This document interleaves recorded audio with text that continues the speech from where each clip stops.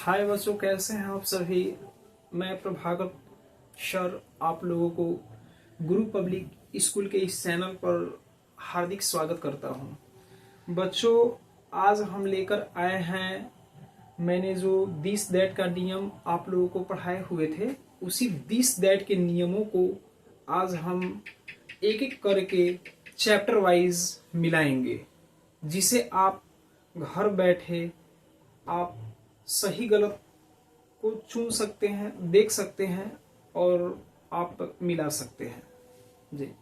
तो बच्चों चलिए, आज हम एक्सरसाइज 12 की बात करते हैं। आप यहाँ पर एक्सरसाइज 12, जिसमें आपको पूरे 18 ट्रांसलेशन दिए हुए हैं, इसे आप मिलाएंगे। यहाँ पर दिया हुआ है this is Madan, that is Ratan, this is Gopi, that is Radha, this is Sheela, that is Geeta, this is Sunil, that is Vinod, this is Mumtaz, that is Javed, that is Tabrez, that is Salma, this is John, that is Mary, that is Patna, that is Hajipur, this is Bihar, that is Nepal. तो बच्चों यहाँ पे मैंने exercise 12, जिसमें 18 आपको हिंदी अनुवाद दिया हुआ था, जिसे मैंने ट्रांसलेट करके यहाँ पर मैंने दिखा दिया। अब आप लोग वीडियो को पॉज करेंगे और यहाँ पे जूम करके आप अपने जो घर पे एक्सरसाइज बनाए हुए हैं उससे मिलान करेंगे। बच्चों, हमें देखना है इन सभी में कि कहीं भी एन का प्रयोग नहीं हुआ है। तो मैंने पहले वाले वीडियो जिसमें नियम दिस दैट का था, वहां पर मैंने समझा दिया था कि खास नाम में एन का प्रयोग नहीं किया जाता है। चाहे वो लड़का लड़की का खास नाम हो, गांव शहर का हो, देश राज राजधानी का नाम हो, खास नाम होना चाहिए। बच्चों, वो आप पहले वाले वीडियो देख लेंगे तो आपको पूरे समझ में आ जाएगा। तो यहाँ पर मैंने खास नाम लड़का है, लड़का है, लड़का है, ये खास नाम लड़की का नाम है। शीला खास नाम है, गीता खास नाम है, सुनील खास नाम है लड़का का, ये लड़का का विनोद खास नाम है, मुमताज लड़का का लड़की का नाम है। यहाँ पे जावेद देख रहे हैं, लड़का का नाम है। तबरेज लड़का का नाम है, सलमा लड़की का नाम है, जॉन लड़का का नाम है। तो ये जॉन हमारे विदेशी कल्चर का नाम हुआ। मैरी, ये आप देख रहे हैं कि विदेशी महिला का नाम है। पटना जगह का नाम है खास।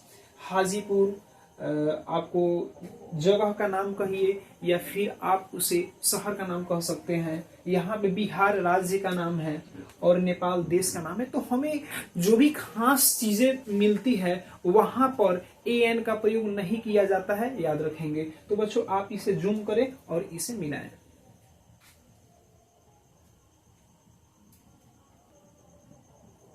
चलिए बच्चों, तो हम लोगों ने एक्सरसाइज 12 मिला लिए हैं। एक्सरसाइज 13 में क्या है कि आपको इंग्लिश दे दिया है और इंग्लिश से हिंदी बनाना है, ठीक है। तो आप वो खुद से करेंगे। बच्चों, हमने 13 के बाद 14 यहाँ पर एक्सरसाइज 14 है, आप देख सकते हैं। यहाँ पर देखेंगे, this is a cat, that is a rat, this is a dog, that is a monkey, this is a ball, that is a doll, this is a boy, that is a girl, this is a cow, this is a horse, that is a lion, that is a tiger, this is a pen, that is a book, this is a man, that is a child। तो आप लोग देख रहे हैं कि 14 exercise में बच्चों 16 यहाँ पे आपको हिंदी अनुवाद दिया था, जिसे हमने कन्वर्ट करके इंग्लिश में बना दिया है। तो आप सभी वीडियो को पॉज करेंगे और इसे क्या करेंगे कि एक एक करके आप लोग जो बनाए हैं अपने कॉपी में इसे मिलान करेंगे। बच्चों, हमें ध्यान देना है, यहाँ पे आप एक एक वाक्य पे ध्यान दीजिए। पिछले वाले 12 में मैंने देखा था कि ए का प्रयोग नहीं हुआ था और यहाँ पर देख रहे हैं कि 14 में यहाँ पर ए का प्रयोग हुआ है। क्यों हुआ है, इसके पीछे मैंने जो वीडियो बनाया हुआ था, आप वहां पर देख लेंगे। दिस दैट का जो नियम था उसमें मैंने सभी समझा दिया है। तो चलिए एक बार थोड़ा सा हिंट्स के माध्यम से मैं आप लोगों को बतला दूं कि बच्चों, जिस चीज को हम लोग गिन सकते हैं, क्या कर सकते हैं, गिन सकते हैं। जिस चीज को हम लोग गिन सकते हैं उसमें एन का प्रयोग हो जाएगा। सिंपल बात है बच्चों, ठीक है ना। और दूसरी एक ट्रिक्स और बता देता हूं कि बच्चों जिसका वर्ड मीनिंग हो, जिसे हम लोग गिन सकते हैं, उसी में एन का प्रयोग होगा। देखिए ना, कैट, CAT, कैट माने होता है बिल्ली, और इस बिल्ली को हम लोग गिन सकते हैं, इसीलिए ए लगा दिए। चूहा के पहले, चूहा को काउंट कर लेंगे, ए लग जाएगा। डॉग को भी गिन लेंगे, ए लग जाएगा। जिसको जिसको बच्चों मैंने गिन लेंगे ना, उसके पहले ए लग जाएगा। और ध्यान रखेंगे कि हिंदी जो भी आपको अनुवाद दिया हुआ था, वहां पर हो सकता है किसी किसी हिंदी अनुवाद में एक नहीं लिखा हो, तो हमें याद रखना है कि एक लिखा हो या नहीं लिखा हो, फिर भी हम ट्रांसलेट करते समय सब में ए लगाएंगे, क्योंकि उसको हम लोग गिन लेंगे, याद रखिएगा। ओके, आप इसे पॉज करके मिलाइए बच्चों। तो बच्चों यहां पर एक्सरसाइज हमने 13 मिला दिए, 14 मिला दिए। अब 15 में क्या है कि इंग्लिश दिया हुआ है, तो बच्चों वो काम आपका है कि उस इंग्लिश को ट्रांसलेट करके हिंदी अनुवाद कैसे बनावे, आपका काम है, वो होमवर्क आपके लिए रहेगा। बच्चों आगे बात करते हैं एक्सरसाइज 16 की। तो 16 में देखिए क्या दिया हुआ है। This is an ass, that is an ox, this is an owl, that is an ant, this is an egg, that is an apple, this is an eye, that is an ear, this is an umbrella, that is an inkwell, this is an orange, that is an elephant, this is a cow, that is a dog, this is Mohan, that is Gita। तो बच्चों यहाँ पर exercise 16 में पूरे आपके 16 अनुवाद दिए हुए थे, जिसको मैंने ट्रांसलेट करके यहाँ पर बोर्ड पर लिख दिए हैं। बच्चों आप सभी वीडियो को पॉज करेंगे और इसको क्या करेंगे कि आपने जो घर से बनाए हुए हैं अपने कॉपी पर, उससे मिलान करके आप देख सकते हैं कि आपका कितना सही है और कितना गलत है। बच्चों यहाँ पर हमें ध्यान देने वाली बात है कि यहाँ पर सब में एन लगा हुआ है। एन क्यों लगा है? तो आप सभी जानते हैं कि ए का प्रयोग हम लोग कॉन्सोनेंट साउंड के पहले करते हैं और एन का प्रयोग वोवेल साउंड के पहले करते हैं। तो यहां पर ये जितने भी है देख लीजिए, आस, ऑक्स, आउल एंड एग, ये सब का जो पहला बच्चों यहां पर हमें देखने को लेटर मिल रहा है वो वोवेल है। हम जानते हैं कि वोवेल कितने होते हैं? वोवेल 5 होते हैं, ए, ई, आई, ओ, यू, ये सभी वोवेल है। तो सभी वोवेल है, तो वोवेल के पहले हम एन का प्रयोग करते हैं। ए नहीं, क्या लगता है? एन। तो जहां पर ए, ओ, ए, ई, यू, आई, ओ, ई, ये सब का सब क्या है बच्चों? वोवेल है। तो वोवेल है तो बस क्या करेंगे? एन का प्रयोग कर देंगे। वोवेल में हम लोग एन का प्रयोग करते हैं, ध्यान देंगे। लेकिन एक बात और याद होना चाहिए कि ए एन का प्रयोग कहां करते हैं? जिसे हम लोग काउंट कर लेंगे, जिसे हम लोग गिन लेंगे, ठीक है ना।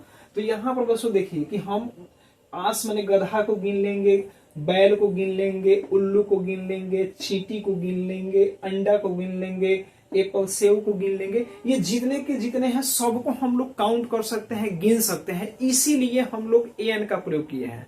अब ए एन में डिफरेंस यही है कि ए का प्रयोग हम लोग कॉन्सोनेंट साउंड के पहले करते हैं और एन का प्रयोग हम लोग वोवेल साउंड के पहले करते हैं।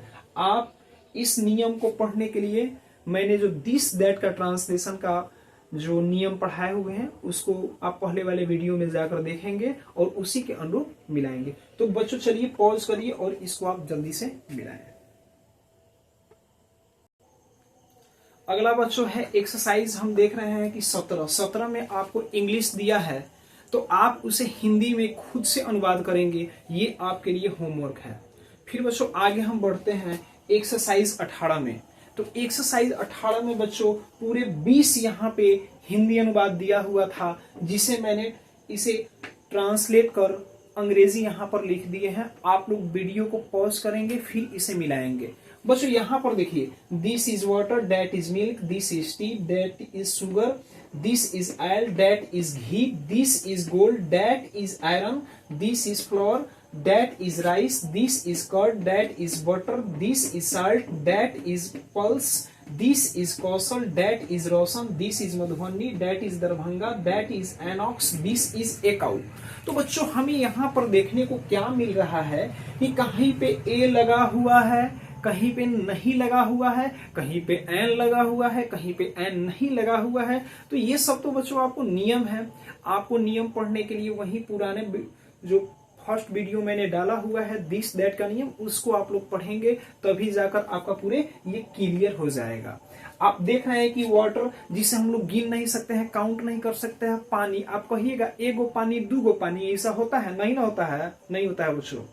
उसको मापते हैं, जो मापते हैं, जो देखने में लिक्विड होता है, पानी के जैसा होता है, जो द्रव्य होता है, उसमें एन कहां से लगेगा? नहीं लगेगा। और ये नहीं कि सिर्फ पानी, पानी के जैसे जितने भी उसके रूप जैसे उसके रूप के जैसा हो, जैसे यहाँ पर पानी हो गया, दूध हो गया, चाय, ये क्या है? पानी के रूप के जैसा है, ये लिक्विड है, ये द्रव है, तो उसमें ए एन का प्रयोग होगा ही नहीं। सिंपली आपको बनाना है A N without A N का, ठीक है? तो इसीलिए इसमें नहीं लगा है।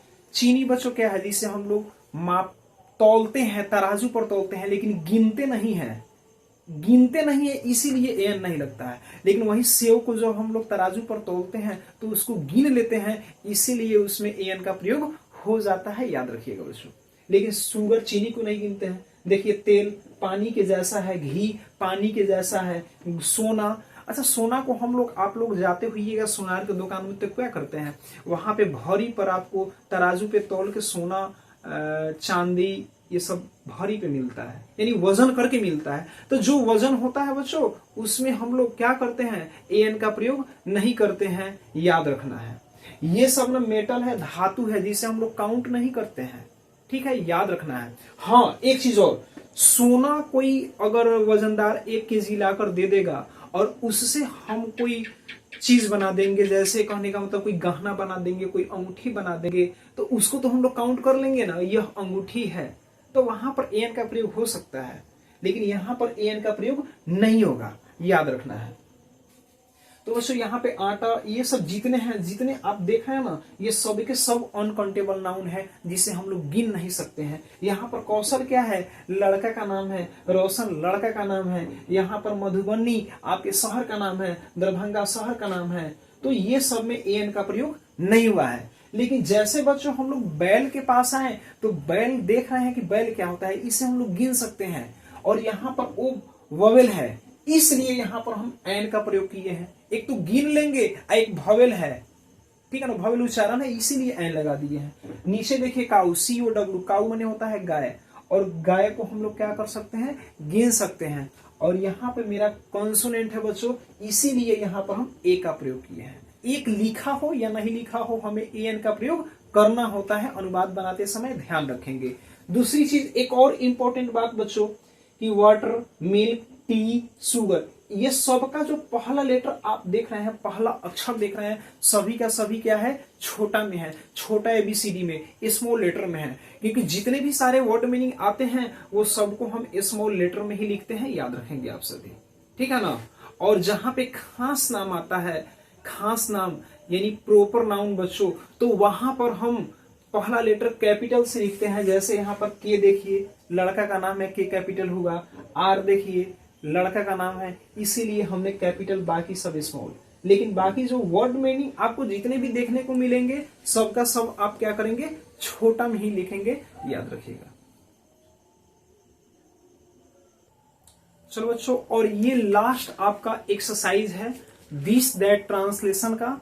दिस दैट ट्रांसलेशन का लास्ट एक्सरसाइज जो 19 है बच्चों, आप लोग इसमें पूरे 21 हिंदी अनुवाद दिया हुआ था, मैंने उस सब को इंग्लिश में कन्वर्ट कर दिया है। आप लोग इसे वीडियो को पॉज करके आप इसे बच्चों एक एक करके मिलान कर लेंगे कि आपका कितना सही हुआ, कितना गलत हुआ, आप कमेंट्स में जरूर बताएंगे हमें। चलिए बच्चों, तो यहाँ पर हमें देखिए, this is water, this is a cow, this is an ox, this is Ramu, that is milk,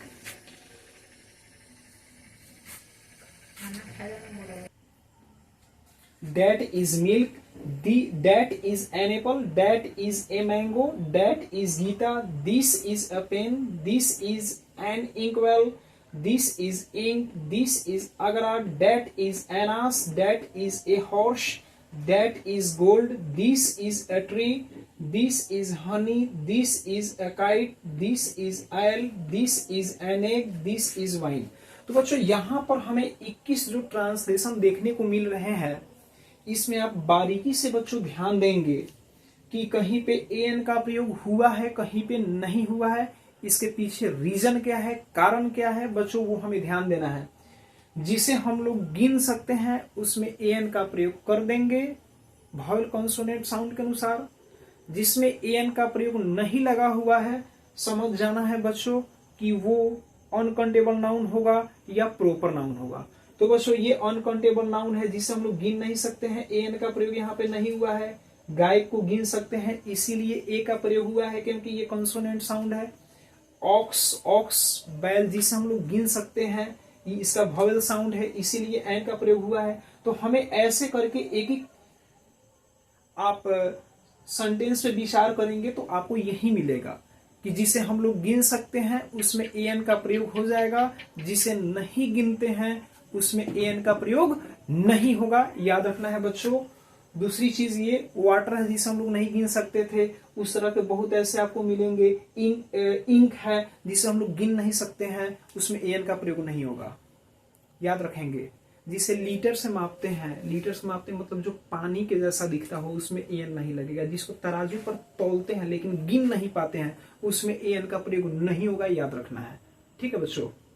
तो बच्चों ये सेशन आज का जो हम लोगों का था वो सिर्फ बेसिक इंग्लिश ट्रांसलेशन को लेकर था, जिसे हमने एक्सरसाइज बाय एक्सरसाइज आप लोगों को मिलवा दिए हैं। आप लोग घर पे बैठे हैं और आप लोग इसे बारीकी से वीडियो को पॉज कर करके आप इसे मिलान कर लेंगे ताकि जितने भी गलत हो वो सही के रूप में आ जाए और आप समझ जाएं कि इसमें एन का प्रयोग क्यों हुआ है। सबसे बड़ी यही रीजन होता है, ठीक है ना। हमें बच्चों ध्यान देना होता है, एक एक बारीकी चीज पे ध्यान देना होता है। तो बच्चों हमें याद रखना है कि आपने ये जो सेशन देखा आपको कैसे लगा। आप प्लीज कमेंट्स करेंगे और लाइक जरूर करेंगे क्योंकि ये कोर्स जो है आपको फ्री मिल रही है। हमें आपसे चाहिए क्या, सिर्फ लाइक और कमेंट। और प्लीज इस सेशन को शेयर करें अपने दोस्तों के पास, छोटे छोटे बच्चों के पास, ताकि उन लोगों को ये सारी चीजें जो हैं वीडियो उपलब्ध हो, वीडियो के माध्यम से ये सभी चीज उन्हें मिले और वो भी लोग इसका फायदा लें। ये जहां तक हो सभी को शेयर करें। आप YouTube चैनल पर जाकर गुरु पब्लिक स्कूल, मेरे स्कूल का नाम है बच्चों गुरु पब्लिक स्कूल 55। आप YouTube पे जाके सर्च मारेंगे गुरु पब्लिक स्कूल 55। आप जैसे ही सर्च मारेंगे बच्चों तो सबसे फर्स्ट में ही शो करेगा मेरे स्कूल का नाम, उसको आप सब्सक्राइब कर लेंगे। आपको इस YouTube चैनल पे, इस स्कूल के चैनल पे आपको पढ़ाई से संबंधित सारी चीजें जानकारी दी जाएगी। इसके बाद बच्चों हम लोग जो टॉपिक पढ़ने वाले हैं वो है दीज और दोज, जो नेक्स्ट डे हम लोग उसे आप लोगों के समक्ष लेकर आएंगे। दीज और दोज याद रखेंगे बच्चों, दीज और दोज। तब तक के लिए धन्यवाद, नमस्कार, बाय बाय।